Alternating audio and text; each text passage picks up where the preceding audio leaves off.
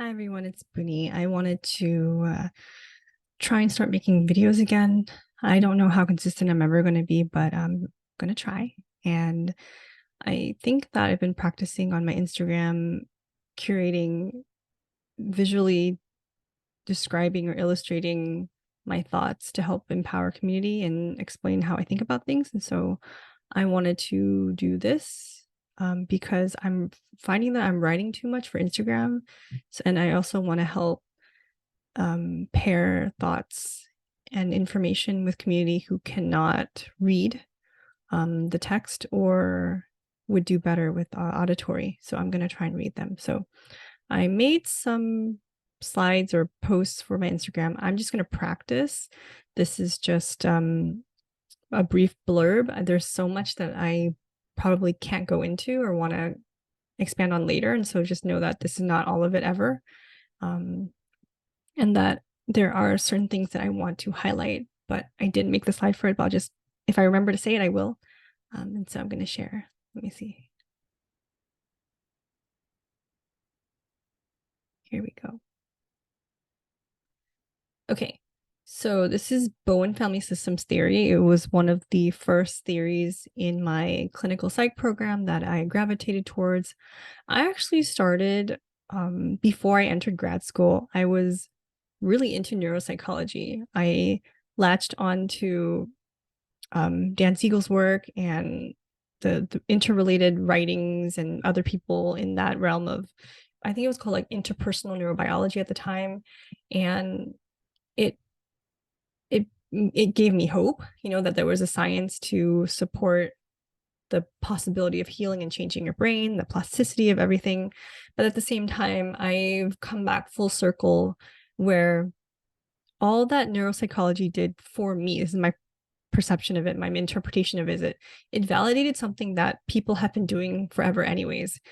The interpersonal neurobiology findings, like back in I think 30, 40 years ago, maybe more, you're going to have monks being studied and researched, and mindfulness meditation supports healing. Wow. I don't think we needed science to prove that, but here we go. We live in a world, we live in a society, and we needed numbers and proof to show that another culture's things actually work. So anyways, that's my side tangent of like where I started. And then I've incorporated the ancestral healing practices of my culture and the cultures related to Southeast Asia, Asian practices, and Bowen family systems, or interrelated systemic theory, because that's so important, especially the lens of oppression and social justice, which I don't think gets talked about enough. But I did graduate 10 years ago. It's going to be 10 years ago in October. So cross my fingers that the programs have changed. I have hope that they've incorporated the perspective of different cultures in the lens of more theories for people to pick from and just apply with whatever feels the most authentic. So anyway, it's a tangent. I didn't even talk about the slide yet. So, okay. Bowen family systems is like still one of the theories that I hold close to my heart. I just have kind of tweaked it to include additional perspectives because it can be harmful if you don't incorporate the lens of culture and other types of identity that shape a person. Okay, so that's my thing. So Bowen family systems theory. Anxiety is a term used to describe a state. Depression, anger, fear, anxiety, pain, grief, other acute and chronic energy and emotional experiences.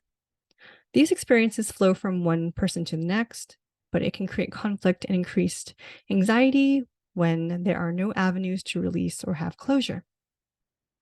Overidentifying or fusion with anxiety of a family member or loved one can create unhealth and focusing on trying to fix or blame others. So some vulnerable people, usually a child, right, in a family system, may become the victim, black sheep, or in therapy, it's called the identified patient.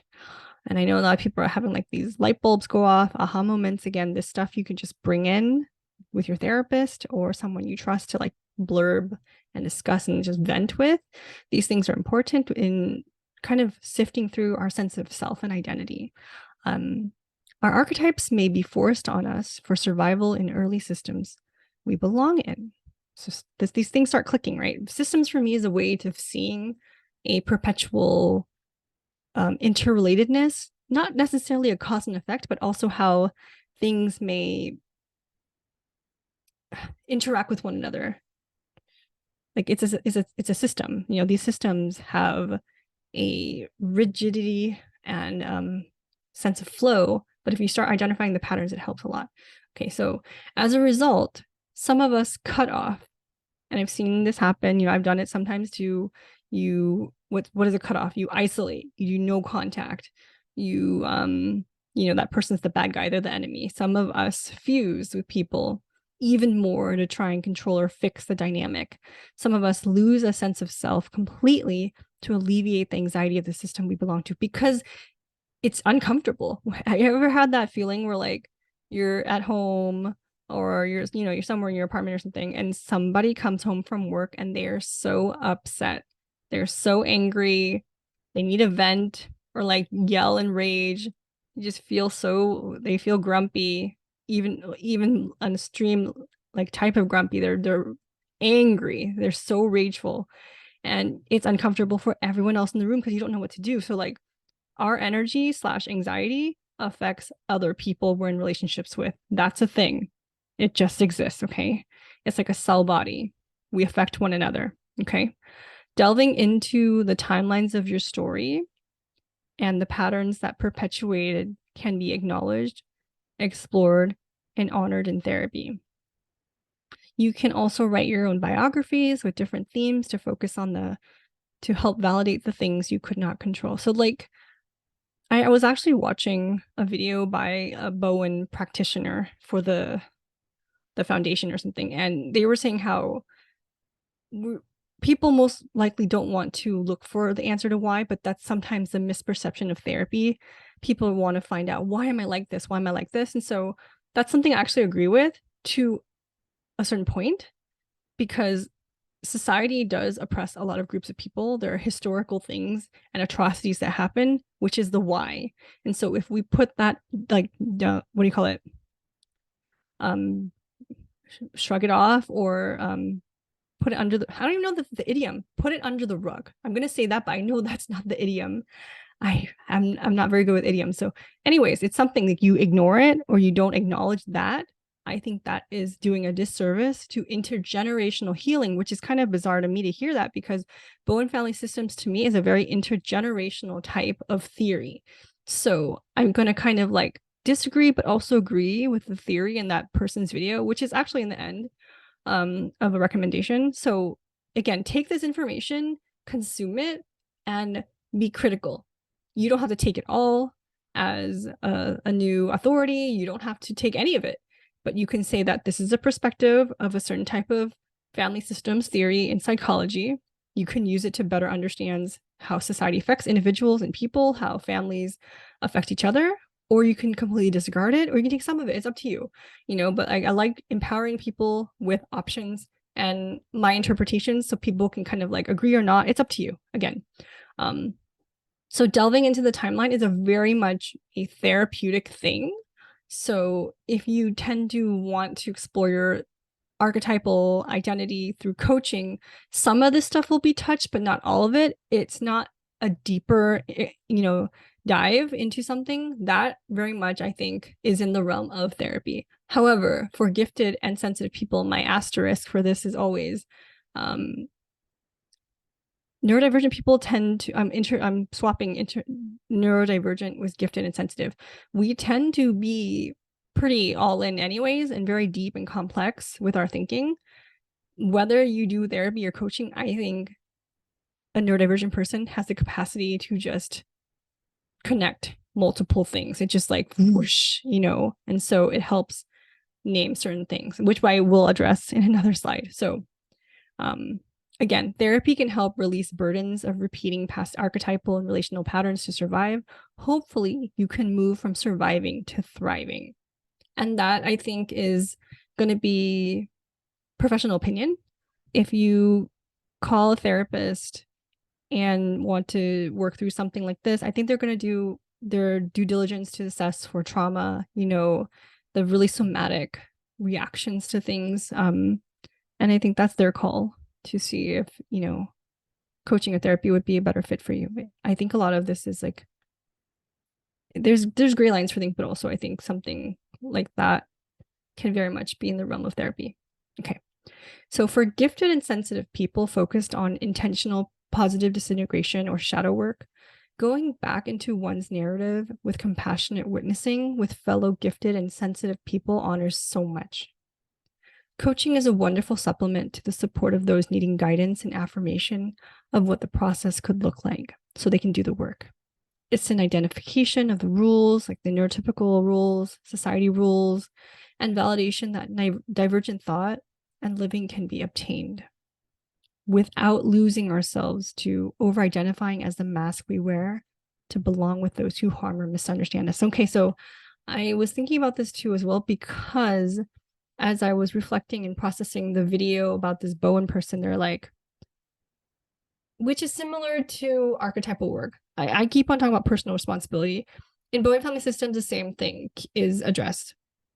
There's a huge component of personal responsibility despite the things that have happened to you, despite the harm that others have done to you, despite the things society and intergenerationally has happened to you or your lineage. Again, this stuff is really delicate. And I think that to say it purely that way, it does harm. And so I want to kind of interject and add the social justice intersectional component, that when someone says it in that way, you're not honoring the real harm that has been perpetuated again and again and again, which is the why, but not entirely the why, right? For why groups of people have continually been harmed, rejected, ignored, re-traumatized by the system itself. And so I just continually want to honor that, because it's so important to go with that in your back pocket, to make sure that when you're going to therapy or you're working with a professional helper, that if you are coming from a community or population of people that have been continually harmed by the systems, therapists are part of the system. Coaches and helpers, anyone with a perceived amount of authority, is part of that system that could perpetually reharm or traumatize you. So that is very important. And trust your gut when you're talking, like ask, about these topics. If they are not willing to talk about race, subjugation, oppression, social justice, then you have a feeling if it's going to fit with you or not. Trust your gut, be open to asking for a referral or just not going to that person again if it doesn't feel right. So please look out for the keywords and the feeling that feels safe for you.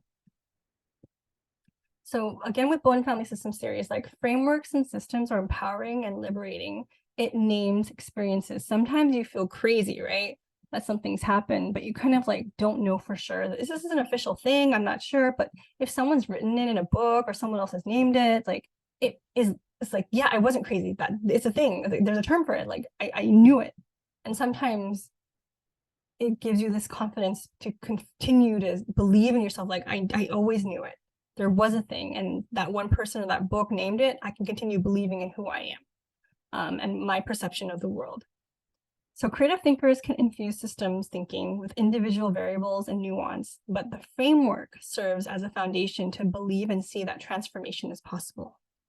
There's some type of mapping possible, and there's comfort in having a roadmap that can change with detours. For gifted and sensitive people, systemic work is beneficial because we love to intellectualize and research rabbit holes on theories and interconnected concepts. It is like play to form abstract and concrete connections and info dump on findings and insights to another. It's our play, but also our personal development being witnessed. The gap that we sometimes miss is application outside the body instead of continually researching, planning, and having thought experiments in our heads. So that's very much a professional area of support. Please help us get outside of our body and our head. We need to kind of live and exist in this world too. Sometimes we don't know how to do that. So therapy, nervous system regulation, coping skills, and coaching can honor new archetypal expression in compassionate and respectful spaces and relationships. Who else can you be outside the hermit researcher, debater, intellectual, quiet doormat, wounded artist, or sensitive alien? And these are some resources, the bowencenter.org/introduction/the word 8, EIGHT/concepts. The next is a YouTube video for homeostasis and change. So it's a how do you make it? It's a shortened link. It's YouTube, so youtu.be/Q, lowercase q, capital L, VX, capital P, O, capital J, T, capital Y, capital Q. Differentiation of self in a family video. YouTube video again, youtu.be/capital D, capital F, capital W, 2, capital T, capital O, 7, BBO, capital E. And then coaching with Bowen theory. It's another YouTube video, youtu.be/P, capital B, H, capital L, capital K, capital J, U, capital J, A, 4, capital Q. So I hope that these videos were useful, or this video was useful. I am really thankful that the community sometimes bothers me in messages. Hey, where are you coming? When are you coming back? This might be a one-off.